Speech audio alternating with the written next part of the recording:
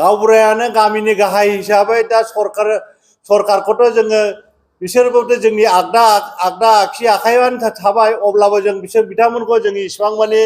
बुंनो थांला दा जों बेखौल' बुंगोन जे बिथांमोना जाहाथे गावबुरानि जेनोखि थाखानाय जिनिस मोननांगौ प्राप्य जिनिस बेखौनो जेन बिथांमोना थाबैनो सुफुंना होयो आरो गुबुनजों जाहाथे जोंखौ रुजुआ गामिनि जत' हालेवनायनिफ्राय लानानै थैनाय उजिनाय जन्म जानाय गासिबो गावबुरा नङाबानो जाया दिनै अबेबा अफिसाव जुदि माबा मोनसे खामानि नांगौबा बहाय मानसि फाथायहरो गामियाव बे गामियाव मानसि नागिरहैबा गावबुरानि सहाय लानानैसो बिथांमोनहा दिनै नागिरनानै फैयो दा बे हिसाबै जोङो साफ्रोमबो गावबुराखौ मोननांगौ प्राप्यखौ जाहाथे होयो आं बेखौनो बुंनाय जाबाय 15 आगस्ट 77 उदांस्रि सानाव दिनै अल बिटिएडि गावबुरा हन्टानि गावबुरा भबनाव दिनै माहारियारि फिरफिलाखौ बिरहोदों जोंनि अल बिटिएडि गावबुरा हन्टानि भाइस प्रेसिडेन्ट बसन्त नार्जारि सार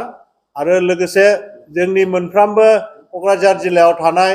आन्सलिकनि प्रेसिडेन्ट सेक्रेटारिखौ लानानै जयै जोङो दैखांनाय जायो स' दिनै आङो क'क्राझार जिल्लानि आफादगिरि जानानै बे उदांस्रि सानाव बेखौनो बुंगोन दि जोंहा गोबाव समनिफ्रायनो जोङो गावबुराफोरनि मोननांगौ एपइन्टमेन्टनि सोमोन्दै बुंनो नागिरदों बुंनाया बेनो जे जोङो इन्टारभिउ खनथाम होसेयावबो दिनै गोदोनि सरकाराबो होनो थालांदोंमोन आरो दाबो दानि बिटिआर सरकाराबो जोंनो होफुंनाय जायाखिसै दा बावहाय जोंहा गोबां दुखु मोननाय थाबाय जे क'क्राझार जिल्ला आरो चिरां जिल्लायाव जेसेबांखिनि गावबुरा मोननांगौमोन चिरां जिल्लायाव 172 क'क्राझार जिल्लायाव 317 जन मोननांगौनि बेलायाव जों दासिमबो मोननाय जायाखै आरो लोगोसे अदालगुरि आरो बाक्सा जिल्लायाव जेनोखि थैनायनि बदलै होलांनांगौमोन एपइन्टमेन्ट बेखौबो दिनैसिम होनाय जायाखै दा बेनो जोंहा बिथांमोननि सायाव गोसोआव आघात मोननाय थाबाय जे गावबुराफोरखौ दिनै मानबो होनो रोंला आरो लोगोसे जेबो सावरायनोबो रोंला आरो जोंनि मोननांगौखौबो थाखानाय पस्ट ग्रेडखौबो खालामनो रोंला दा बावहाय जोंहा दिनै 77 उदांस्रि सानाव जोङो बेखौनो दुखु फोरमायनायजों लोगोसे आरो जोङो जोंनि दानि बिटिसि एरियानिफ्राय थानाय गथ'फोर जेनोखि बाहेरायाव फरायहैयो एबा बैनिफ्राय थांनाय बेरायहैग्राफोर जायनोखि दिनै देहायारि सोमोन्दो लाखिनानै गुबुन गुबुन जायगायाव हमजाहैदों जेरै हटेलाव हमजानाय न'आव हमजानाय रेस्टुरेन्टआव हमजानाय ट्रेन स्टेशनाव हमजानाय देहायारि सोमोन्दो थानाय ड्राग्स सोबनाय जाय बिथांमोनहा बिसोरखौ दिनै हमनायाव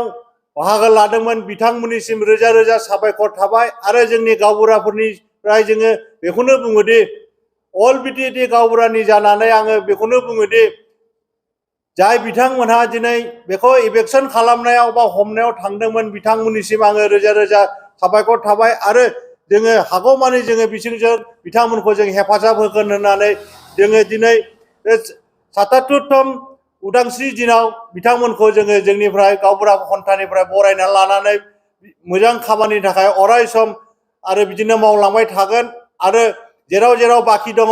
जोंनि क'क्राझार जिल्ला होन बा अदालगुरि चिरां बाक्सा होन जेरावखि थाङा मानो एल' एला गासिबो नागिरजोबनांगौ होननानै आङो बिथांमोनखौ आखाइ खबजोबनानै बुंनाय जायो आरो लोगोसे जाय बिथांमोनहा लिडारशिप लानानै आवगायदों बिथांमोननो जोङो हान्था मेलानि थाखाय जेबो हरनो हायाबाबो जोङो थुलुंगाल' होनो हागोन होननानै आखाइ खबजोबनानै आङो बिथांमोनखौ गले गले